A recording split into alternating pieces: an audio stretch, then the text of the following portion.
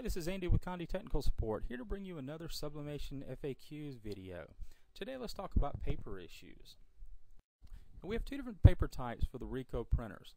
We have our standard sublimation paper, and then we have our TexPrint-R, which is a high release paper for the Ricoh printers.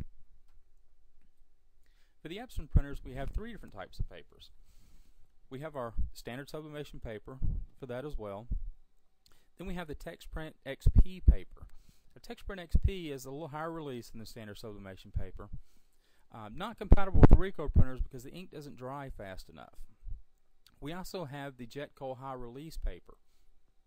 Also not compatible for the Ricoh printers for the same reason. Now your paper has two distinct sides to it. The front of the paper will be a brighter white than the back of the paper. On some of the papers you may even see writing or stray marks on the back. Now because the paper has a distinct printable side, it's important to know how the paper feeds through your printer.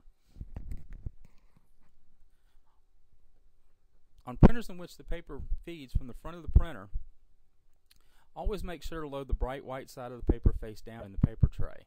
The paper will pick up out of the tray and actually flip over as it feeds through the printer and feed back out of the front. On rear feed printers, make sure you load the paper in with the bright white side face up. The paper feed will pick up the paper and just bring it straight through the printer. Now let's look at some of the effects of printing on the wrong side of the paper. Here we have a standard image of an albino Bengal tiger. You'll notice in the picture nice clean colors, everything's distinct. Your greens are greens, your blacks are black. Everything's nice and bold. Let's look at one in which the paper was printed on the wrong side. You'll notice everything has a haze over it, kind of a white film. If you look real close, you can see white specks all through the print, and everything kind of has a blurred appearance to it. Now let's talk about paper storage. Your paper, as it sits on the shelf, is subjected to the weather, conditions of the room, everything else. Edges can get curled, can get bent, and moisture can actually work its way into the paper as it sits on the shelf. For this reason, I really recommend that you store your paper in either a Ziploc bag or a sealed container.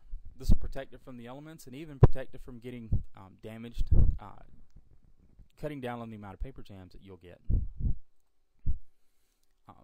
Here's an example of just a standard FRP tag that was pressed with a standard CMYK colors. Here we look at one in which the paper had too much moisture in the paper. You'll notice everything is faded.